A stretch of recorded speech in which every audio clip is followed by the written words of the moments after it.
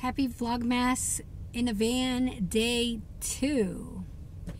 Hopefully this sounds better. I found my microphone and I have turned on all the lights in the van. I have turned off all the fans. I do have the van actually on and charging the batteries and running the air conditioner from the front. So hopefully you can't hear that. I'm learning a lot about sound and light and video making, and I thought, why is it that it's so difficult for me to make good quality videos?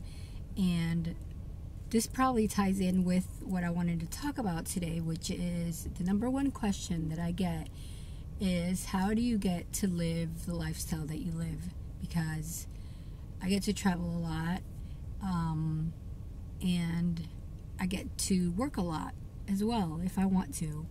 So my background and what I am doing is fundamentally different than a lot of the people that have chosen to live in a van or have chosen this lifestyle. We all have similarities, but of course, as individuals, we all have different backgrounds. And my background was, as I've stated in earlier videos, I think I've told you before, that I come from a corporate background. And having worked the grind for a lot of years, enough to know that that is not what I wanted for the rest of my life, made me realize that I had to become creative about the way that I made money. And I have always been an entrepreneur since I was very little. I babysat. I did, I got my first job when I was 16. I worked at a grocery store. I worked in retail at the mall, or I tried working at restaurants. I've done a lot of different jobs. But after I graduated from college and I attended graduate school, I hopped into the corporate world. I learned that we can have the lifestyle that we want without it necessarily being what this culture has taught us to be, particularly in the United States. And the number one step towards living the lifestyle that we want, this life of freedom in a van, is to sort of desensitize our brains into believing that we have to have a certain job or have a big enough house or in a particular neighborhood, and that is probably the hardest thing for me it was the hardest thing for me to adjust. But what changed my whole perspective, and I can saw that as my turning point. I read a book by a guy named Ferris, and it's called The 4-Hour Workweek, not the 40-hour workweek, the 4-hour workweek. And that book sort of opened my mind to the realization that there are so many ways that we can live the life that we want and provide for ourselves. And depending on what you want to do and how hard you want to work or how little you want to work will depend on the kind of lifestyle that you have.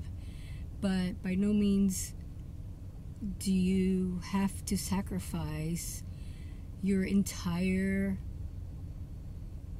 the best years of your life when you're the youngest, the healthiest, the smartest, to a corporation, only to have enough money so that you can live the life that you want, because that may not be what you want. So I thought today I would kind of give you a little idea. I haven't talked about this a lot. So I do a lot of things. So I have a legal background. I went to law school. I don't practice law. My original intent for going to law school, well, let me back up. I have 2 degrees. I have 3 degrees. And my original intent was to go to law school to work in sports and entertainment,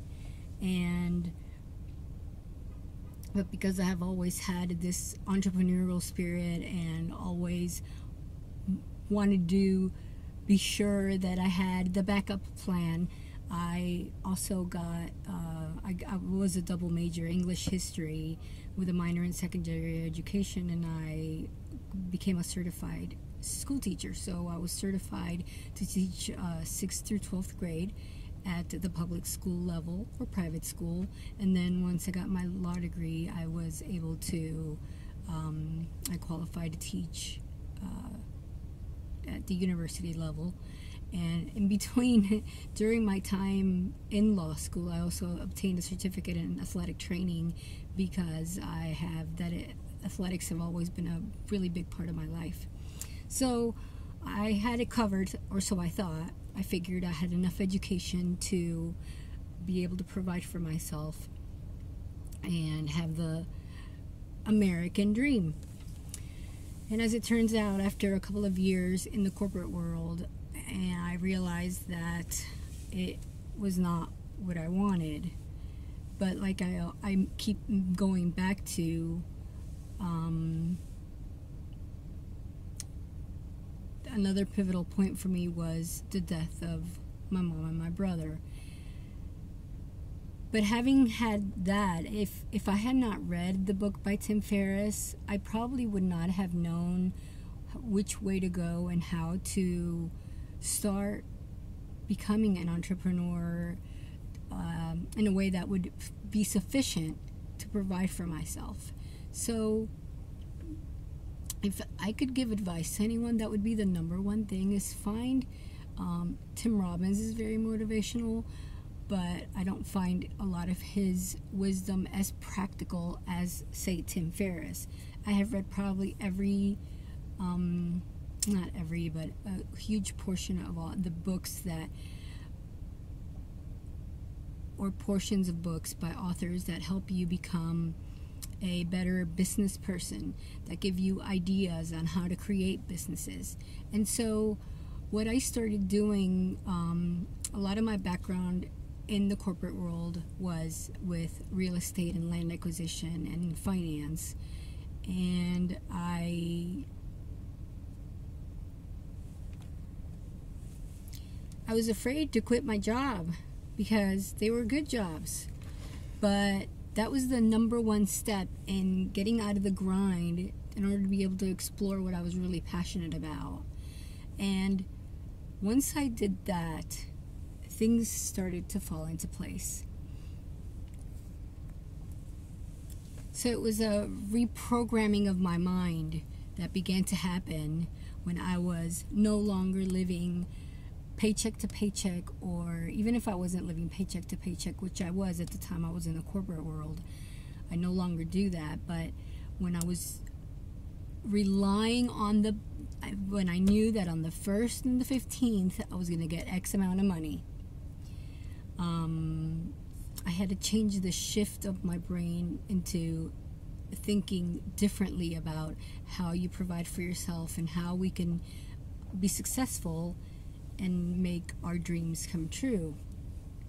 So you're probably saying, all right, get on with it. Tell us how you make a living. So, but it's not an easy answer for me. I mean, it's an easy answer for me. It's a complex answer to explain, because I do a lot of things. There is not one job. I don't have one job. So I'll try to break it down. I made a little list to try to kind of narrow it down. So I made a list of like five main things that are the way that I am able to live this life of freedom, live in a van or in my Square Bear, in my Teardrop, and be gone for extended periods of times at wherever in the world. It could be in the United States, or it could be anywhere. I've spent months in Europe while working. So the number one thing I wouldn't really classify them in order, but the number one thing that I have secured for myself is I have a home, but I always have had roommates. So from the minute I bought my first house, I made sure that I always had roommates. And some people, that's just not something they want to do. They don't want to own a house that they're going to have strangers living in. That's been something that I have chosen for myself. And so for me, my current home, there are never any rooms available, so I don't really have a place to live. So I suppose I could kick them out, but I don't have, give them notice and let them know that I want the house back if I ever wanted to do that. But that's probably the number one stable thing that I have as far as income, but even that can be unreliable. Roommates come and go. People move all the time, particularly people that are renting. So depending on the market, it just varies and depends. So that would be the number one. The second and most common, or I guess what keeps me the busiest, is I am a business consultant for people that have unique careers. And you're saying, okay, well, so what the heck is that? So every time I hear the word consultant, that could mean anything. So what I do is I work with people that are entrepreneurs like myself, but that have a special niche, and they hate running their business. They hate keeping their books. They hate working with their lawyers. They hate working with their CPAs. They just want to do their passion. And the bulk of my clients have been involved in sports and entertainment, mainly musicians. But I have another group of clients, or have had throughout my career, of individuals that do really interesting jobs like fly fishing guides, or chefs, or I have a number of different clients that have different careers that are their full-time careers, and this is how they make their living.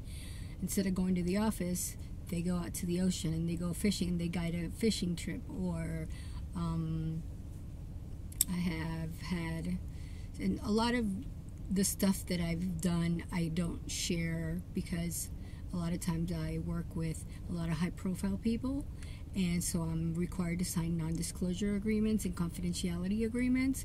So you won't see a lot of that in my videos, but I have a lot of old footage that I've been going through, and I'm going to make a video on some of that stuff in another video, and I'm going to be able to share some of that. I'm going to kind of go through and see which ones I am able to or not.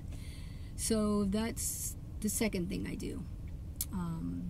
Essentially, I run the business side of their business, so they can focus on, I help them. I have meetings with their attorneys, I have meetings with their CPAs, I make sure that their books are in order, and work with their bookkeepers, or help them with staffing, and just a myriad of things that I used to do myself in the corporate world when I was working.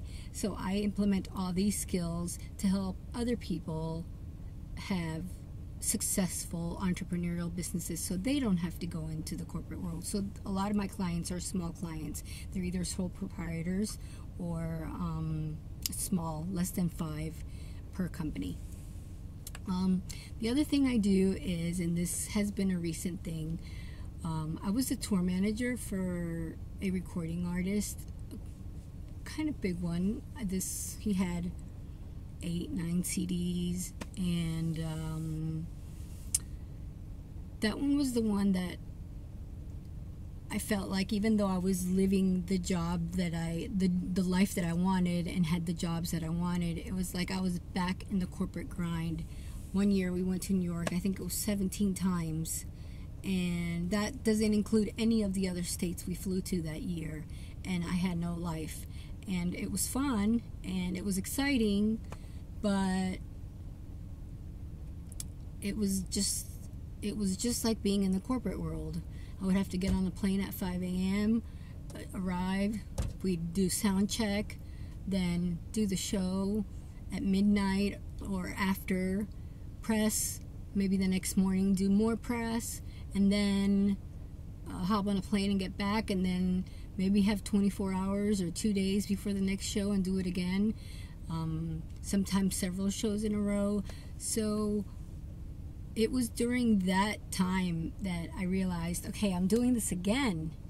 And I had always been, I ran the social media for several of these clients, but they always had photographers, somebody that recorded their videos. I was never, this video making idea, this channel that I have is a whole new animal to me. So it's like I'm learning a career all over again, because I have worked with photographers and editors, video editors, and it's exciting to me, but it's also been very difficult and kind of frustrating, because I want to provide you guys with good content, and I feel like the learning curve has been really big, a lot bigger than I realized. But here I am. And so it was during, so back to the story, it was during, I was working with that client, and I mean, we did some, I had some unbelievable opportunities. I mean, I was tour manager at Carnegie Hall, and I could just name all the places, but it was after one show, we were at an event, and one of the financial providers for that particular opera for that client asked me why I wasn't on the other side of the camera, and I thought, no, I mean, it never crossed my mind for me to be in entertainment other than on the business side. And she planted a seed in my head that just wouldn't, for about a year, I kept thinking, you know, I work with all these actors and musicians, and I think it could be kind of fun. So I started working in entertainment on the other side, and I've done a lot of cool things. I haven't done a whole bunch. I just started doing that. So I've been in a couple of movies, and I started doing a couple of TV shows. I've done an episode of National Geographic and just a couple of fun things, but that has actually made me realize that I want to learn more and more about film and entertainment. So that's what, 3 ways. The other thing that I do, no, that was 2. No, that was 3. So the other thing that I do is I sometimes, if I am on say I'm on the crew of a film set somewhere, and sometimes I'll arrive early depending on where it is, and depending on if I'm going to have accommodations or what I'm going to be doing. I will, if I'm going to be at a location for an extended period of time, usually a semester, school-wise, I take up some teaching. So I do tutoring and teaching on the side. So for example, I have, I'm bilingual, and I have my teaching background, so I can take on tutoring jobs on an hourly basis, and do that wherever I am. And sometimes it works out that it's only a short project for a month. I helped a graduate student translate a book. I helped him do it in German and in English, and he spoke Spanish and German, but needed the help in English, so we worked on that together, and that was a project that I worked on that it was an amazing opportunity. So I do that, and there's always opportunities for teaching. I've taught high school students, I've taught college, PhDs, and sometimes I haven't wanted to become a teacher, because then again I would be stepping back into that limited, I wouldn't be able to go take on these other jobs. So those have usually the ways that this video is ridiculously long. Okay. And so finally, something that I started to do recently, and which ties into the Christmas spirit, is that I sell things. So some people have eBay. They use eBay. I'm not, and I don't do this full time, and I only do it during the holidays, and I pick the holidays because it is the time of the year where most of the products get sold. It is not something that I want to do, first of all, because it involves a lot of inventory, and I don't want to deal with that, and it's a lot of work, but it can be very profitable for a short period of time. Like one of the things that I sell, and one of the what I focus on the most is toys. So what I do is I do a little research. I usually start in October, maybe October, November. This year I started a little later, but you start researching the hottest toys, or some of the more popular products that will be available for Christmas gifts, and I purchase those. I am able to purchase those at and be able to sell them at a profit. So for example, one of the popular ones this year is a toy called Hatchimals. And if you haven't heard of Hatchimals, just Google it. This is probably the hottest toy on the market for children for this Christmas. For those of you that were around the Tickle Me Elmo area, it's kind of got that craze. And because I started my research early enough, I was able to get my hands on some of these. So even if I don't sell any of my other products, which I don't have that much stuff, but if I only sell my Hatchimals, I will have a successful month, a very successful month. But this doesn't usually happen. Some of the other things that I have this year as far as toys is I have some Pokemon stuff, and I have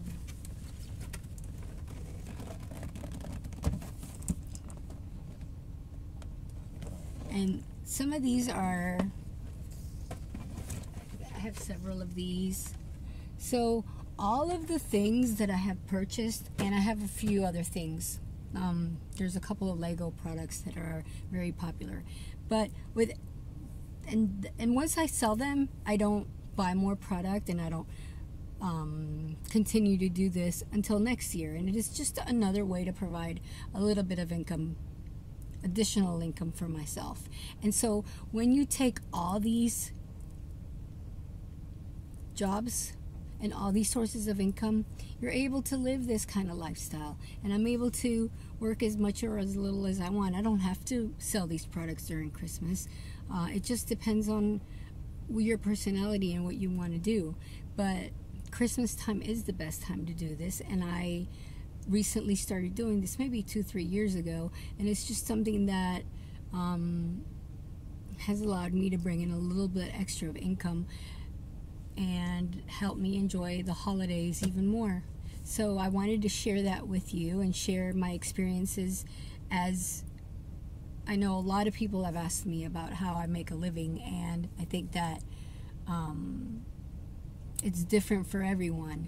But hopefully this video has given you some ideas as to how you can start preparing or taking the steps you need to live this lifestyle, if it's what you want, or if you're already living this lifestyle and you find that sometimes your income level is not what you would want it to be, that you are able to come up with new ideas. I'm going to put Tim Ferriss's